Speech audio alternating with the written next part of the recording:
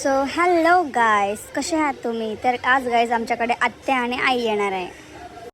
तर मग यांना बोलली हाय करा. तर बघा कसे हसत होते. तर हे बघा हे काय काय आणलेले बघा.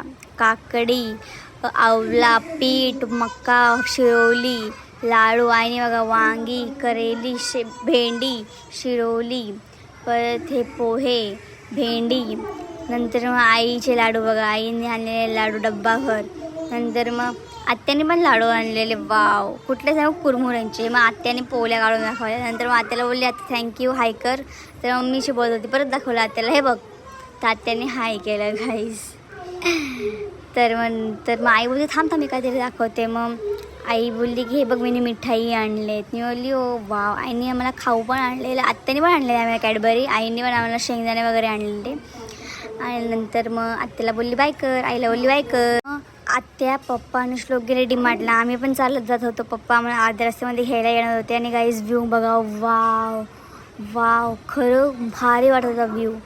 आणि मग तेवढंच आम्हाला पप्पा घ्यायला आले. हे बघा, मग आम्ही पटकन बसलो गाडीवर आणि मग अशीच आम्ही मस्ती करत होतो. मस्ती करता करता आम्ही पोचलो. मग आम्ही डीमार्टला पोहोचलो. आणि हा गाडीवाला बघा, कारवाला बघा कसा मध्ये देतोय. आम्ही दिसतो तरी तो मध्ये देतोय गाईज. असं मला राग येतो खूप. नंतर मी कन्फ्यूज झाले की पप्पा इथे थांबलेत का. नंतर मग स्नेहा बोलते की इथे आत्या थांबलेली आहे. मी ओके. मला वाटलं आत्या गेली डीमार्टमध्ये, म्हणजे आतमध्ये गेली. तर बघते तर आत्या आणि श्लोक इथे दोघं उभं राहिलेले आहेत. सो मग आम्ही गेलो मॉलमध्ये, मीन्स डीमार्टमध्ये. ओके.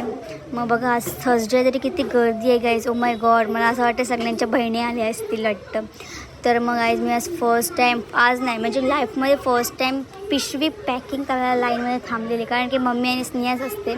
मी तर असे मोस्टली तर जातच नाही गाईज.